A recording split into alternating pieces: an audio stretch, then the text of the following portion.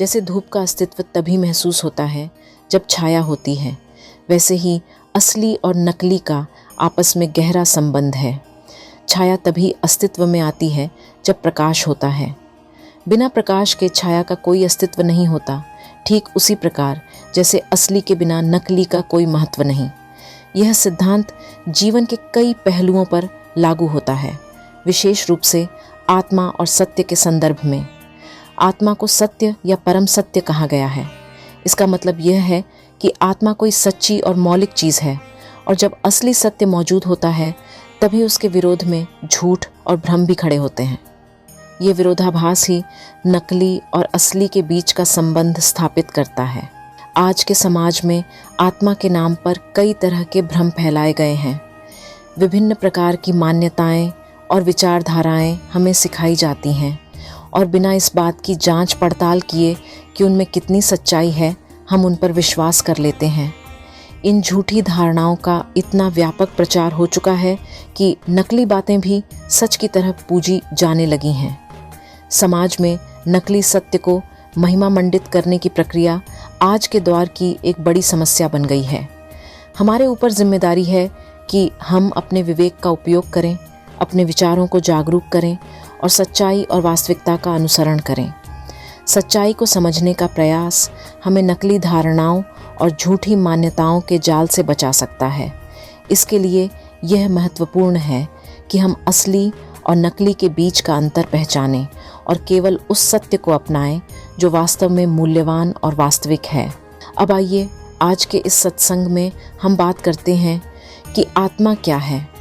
इस प्रश्न का उत्तर खोजते समय अगर हम आत्मा को किसी एक रूप में बांध देते हैं या उसे किसी ठोस परिभाषा के दायरे में सीमित कर देते हैं तो इससे दो प्रकार की गलतियां हो सकती हैं। पहली गलती यह होगी कि हम आत्मा को एक वस्तु की तरह देखने लगेंगे, जैसे कोई ऐसी चीज़ जो हमसे अलग हो। इस प्रकार हम आत्मा को एक स्वतंत्र इकाई मान लेंगे, जो सही नहीं है। आत्मा को इस प्रकार समझने से हम उसकी गहराई और वास्तविक स्वरूप से दूर हो जाएंगे। फॉर एग्ज़ाम्पल, अगर आपने भगवद गीता के 13वें अध्याय का अध्ययन किया हो तो उसमें एक महत्वपूर्ण श्लोक आता है, ज्योतिषाम्पि तज्ज्योति तमसः परम उच्यते ज्ञानम गेयम ज्ञानगम्यम हृदि सर्वस्य विशिष्टतमः। इस श्लोक का अर्थ है कि वह परब्रह्म जो सभी ज्योतियों का स्रोत है, अज्ञानता और माया से परे है, वह परब्रह्म आत्मा जो बोध स्वरूप है, ज्ञान के द्वारा प्राप्त किया जा सकता है और वह प्रत्येक व्यक्ति के हृदय में विशेष रूप से स्थित है। अब इस श्लोक को ध्यान से देखें। श्लोक में कहा गया है कि आत्मा ज्योति की ज्योति है, जिससे यह धारणा बन सकती है कि आत्मा एक प्रकाश या ज्योति है। यह विचार संस्कारित मस्तिष्क के भीतर तुरंत आकार ले लेता है और यहीं से हम भ्रमित हो सकते हैं। हम इसे एक भौतिक प्रकाश या ज्योति के रूप में देखने लगते हैं और यह हमारी सबसे बड़ी गलती हो सकती है। ऐसे भ्रम का फ़ायदा उठाने के लिए कई लोग आध्यात्मिकता के नाम पर व्यवसाय शुरू कर देते हैं। वे कहते हैं, आओ हम तुम्हें ज्योति दिखाएंगे, और इसी के आधार पर आध्यात्मिक मार्केटिंग शुरू हो जाती है। हम उस सच्ची आत्मा की खोज से भटककर बाहरी प्रतीकों और अनुष्ठानों में उलझ जाते हैं। आत्मा को समझने का प्रयास अगर सतही रूप से किया जाए तो यह केवल बाहरी और नकली प्रतीकों तक सीमित रह जाएगा।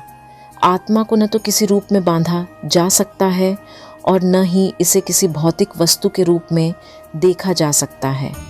आत्मा को किसी व्यापारिक तकनीक से नहीं, बल्कि गहरे अनुभव और सच्चे ज्ञान से ही समझा जा सकता है। वास्तव में आत्मचिंतन का उद्देश्य इस प्रकार का सत्य है जो पहले से ही हमारे भीतर है। आत्मा की खोज का यह सफ़र भीतर की ओर होता है, बाहर नहीं। दूसरी गलती जो हम करते हैं वह यह है कि आत्मा को खुद से अलग मानने लगते हैं। यह भी भ्रमित करने वाली धारणा है। इस स्थिति में हम बाहरी रूप से आत्मा को समझने का प्रयास करते हैं और उसे अपने आप से अलग करते हैं। उदाहरण के लिए, यदि कोई कहे कि आत्मा हमारे शरीर के हृदय में स्थित है तो हम इसे शारीरिक हृदय से जोड़ने लगते हैं। ये सोचने लगते हैं कि आत्मा केवल इसी शारीरिक हिस्से में स्थित है और यहीं से भटकाव शुरू हो जाता है। इस प्रकार की धारणा आध्यात्मिक विकास के रास्ते पर रुकावट पैदा करती है। कई बार हमें ऐसे गुरु भी मिल जाते हैं जो हमें हृदय चक्र, अनाहत चक्र को जागृत करने की विधियां सिखाते हैं। वे कहते हैं कि अगर आप इस चक्र को जागृत कर लें तो आत्मा का साक्षात्कार हो जाएगा। फिर क्या होता है? अध्यात्म के नाम पर भटकाव और व्यवसाय दोनों शुरू हो जाते हैं। हम आत्मा को एक विशेष स्थान या रूप में देखने लगते हैं, जो कि एक बड़ी गलती है। आत्मा को एक ठोस रूप में देखने का प्रयास हमें उसकी असली गहराई से दूर कर देता है। ऐसी परिस्थिति में सही उपाय क्या हो सकता है? हम अपने इस भ्रम से कैसे बच सकते हैं और सही समझ की ओर कैसे बढ़ सकते हैं? इसका उपाय प्राचीन ऋषियों और मुनियों ने खोजा था। उन्होंने आत्मा के वास्तविक स्वरूप को जानने के लिए एक खास तरीका अपनाया, भाषा का निषेधात्मक प्रयोग।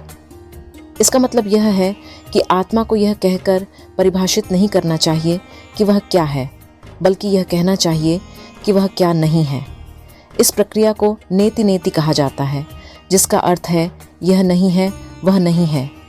यह एक प्रकार का नकारात्मक दृष्टिकोण है जो हमें आत्मा की वास्तविक समझ तक पहुंचने में मदद करता है।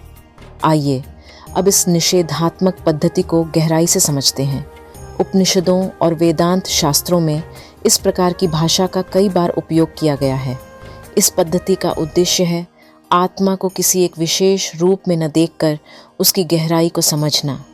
यह भाषा का नकारात्मक प्रयोग हमें गलत धारणाओं से बचाता है और हमें सच्चाई के करीब ले जाता है। यहाँ एक घटना का जिक्र करना प्रासंगिक होगा।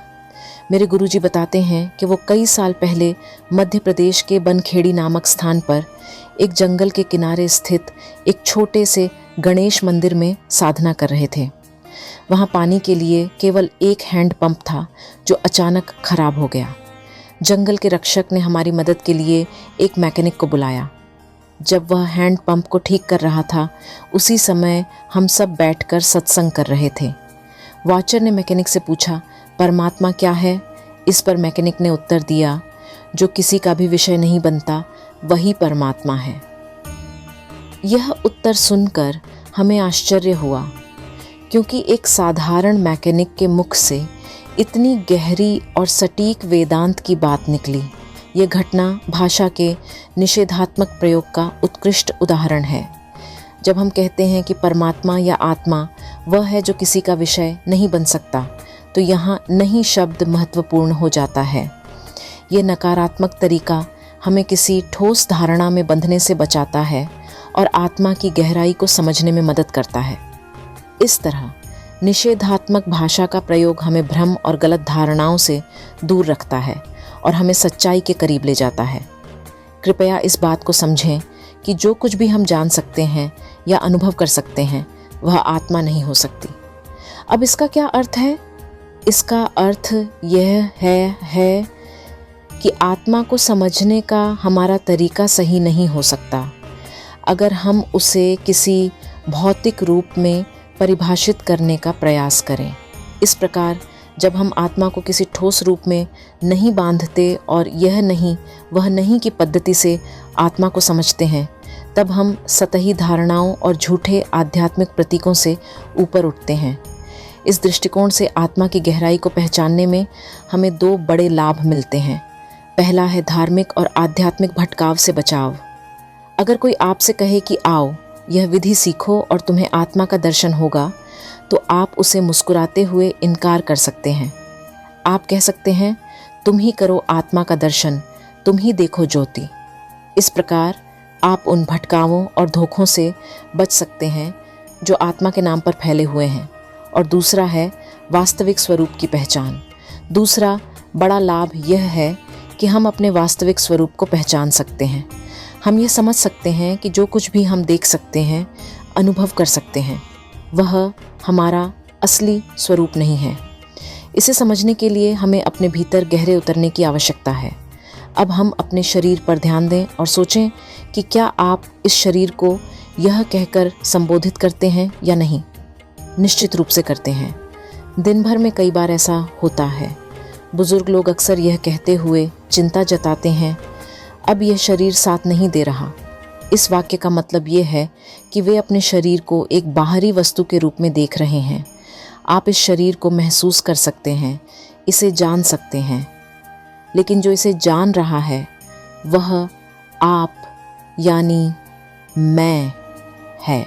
लेकिन समस्या यह है कि हम उस जानने वाले मैं को इस शरीर से जोड़ देते हैं और इसे ही मैं मानना शुरू कर देते हैं। इसी कारण हम यह मानते हैं कि मैं पैदा हुआ और मैं मरूंगा। लेकिन अगर हम अपने शरीर को एक बाहरी वस्तु के रूप में देख सकें तो हम देह अध्यास, शरीर के साथ जुड़ी हुई गलतफहमी से मुक्त हो सकते हैं।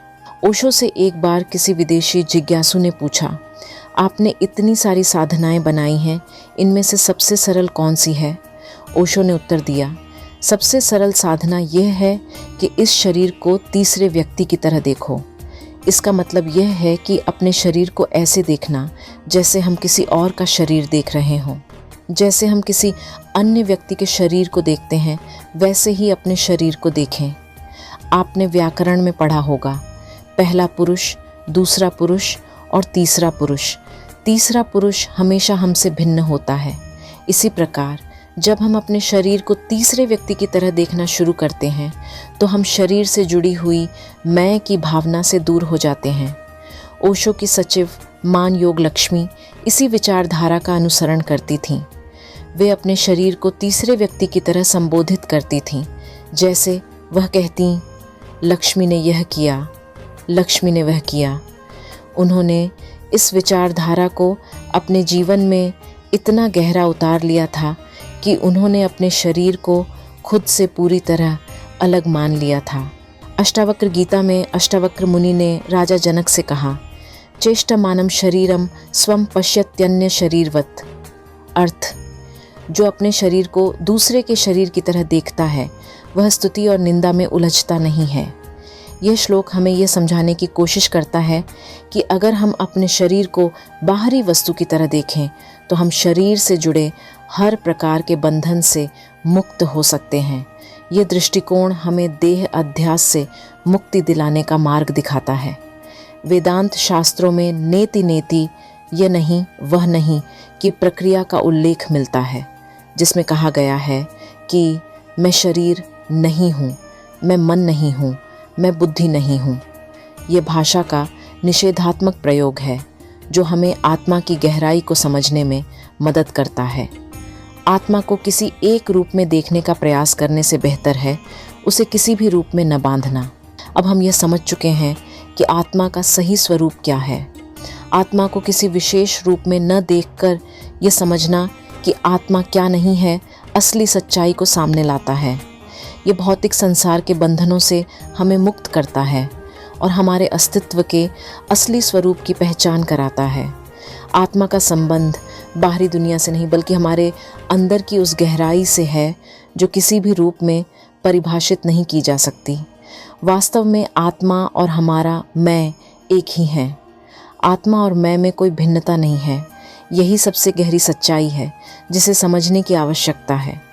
इस प्रकार आत्मा का असली स्वरूप क्या है, ये समझने के लिए हमें उसके बारे में बनी हुई झूठी धारणाओं और भ्रमों से खुद को मुक्त करना होगा। जब हम इन भ्रमों से मुक्त हो जाते हैं तब आत्मा का असली स्वरूप हमारे सामने प्रकट होता है।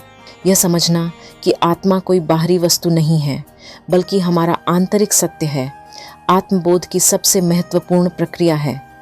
आत्मा को किसी एक रूप में देखने के प्रयास से हम केवल भटकाव का शिकार होते हैं। इसका सच्चा स्वरूप भीतर की खोज के द्वारा ही समझा जा सकता है, बाहरी प्रतीकों और रिवाजों से नहीं। मेरे गुरुजी ने इसे समझाने के लिए एक उदाहरण दिया था, दादा, बेटा और पोता। दादा अव्यक्त जिसे हम देख नहीं सकते, बेटा व्यक्त जिसे हम अनुभव कर सकते हैं, और पोता व्यक्ति भाव है, यानी मैं यह शरीर हूँ, मैं यह नाम हूँ जैसे विचार। नेति की प्रक्रिया व्यक्ति भाव को मिटाकर हमें व्यक्त की ओर ले जाती है। संसार में जितनी भी साधनाएं हैं उनकी परिणति इसी बिंदु तक होती है। इसके बाद साधक का विवेक ही उसे आगे मार्ग दिखाता है, क्योंकि व्यक्त से व्यक्ति भाव बनने की प्रक्रिया चलती रहती है। जब यह बोध हो जाता है कि यह व्यक्ति भाव भी उसी अव्यक्त का हिस्सा है, तभी यह समझ में आता है कि मैं केवल बोध मात्र हूँ। यह ज्ञान ही अंतिम शेष रहता है और यही आत्मबोध है।